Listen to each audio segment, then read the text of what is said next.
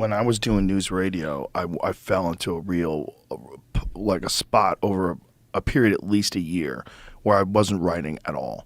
I didn't do any new jokes. I had the same tired ass jokes. I remember jumping in your Supra and heading to the Comedy Store. Like, you would go up a lot. You would still do things there, no? Yeah, but maybe that was a different time. That was when I snapped out of it. Okay. So there was a period. So there was a period when I first moved there in like '94, where we were working like 16 hours a day, and I was tired all the time. And I would just show up at the club and do my set and then go.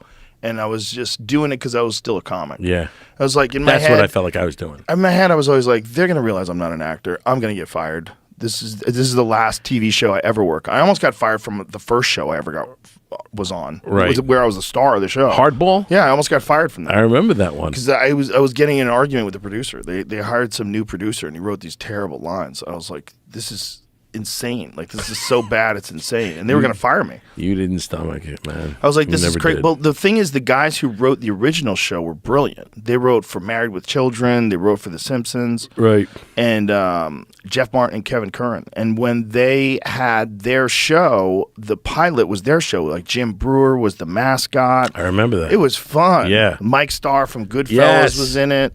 I mean, it was Bruce Greenwood, the guy that went on to be in the Star Trek movies. These guys have been in everything. He was in Hardball. I remember. I go to your tapings, man. It was so much fun. They were going to fire me because I was like, this is terrible. I love So that they hired a new producer. The new producer came in and took over and turned it into like the sloppiest, most obvious, terrible sitcom. Like that prototypical sitcom where you watch and you go, ugh. Right. You just got to get out of the room. The jokes are so goddamn obvious. Right. And they wound up firing him. But it was between me and him.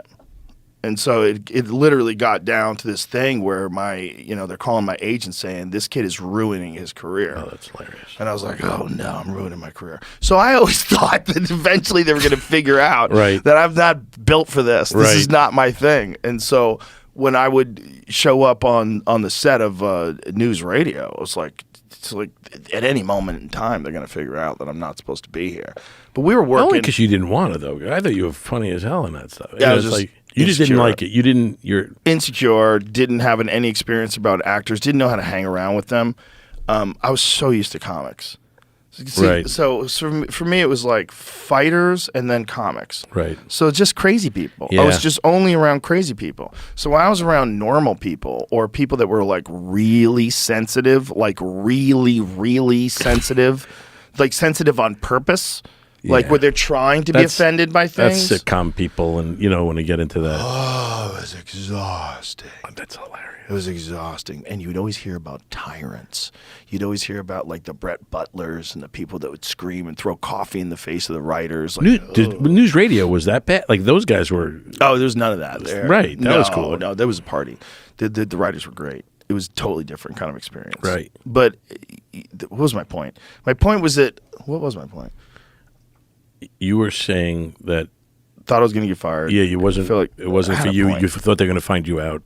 Oh, so I had to just do stand-up just to prove that I was still a comic. Because I remember at one point in time, the producer of News Radio said to me, he was like, why are you still doing stand-up? You're an actor now. I was like, oh, no. Don't ever take that away from me. I was like, oh, no, I got to get out of here. I was like, I was literally thinking like, this is like a trap. They're changing you. This is a trap. Yeah. And then I had one really bad set one night in front of one of the producers and one of the writers. I fucking ate it. Really? I went up at the store like late at night at like 1 a.m. in the main room and just had a terrible set. Just bombed.